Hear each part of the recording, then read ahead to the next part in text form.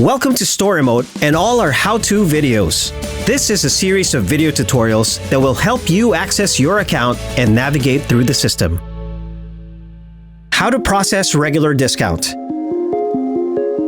This can be done once you're already in the POS window.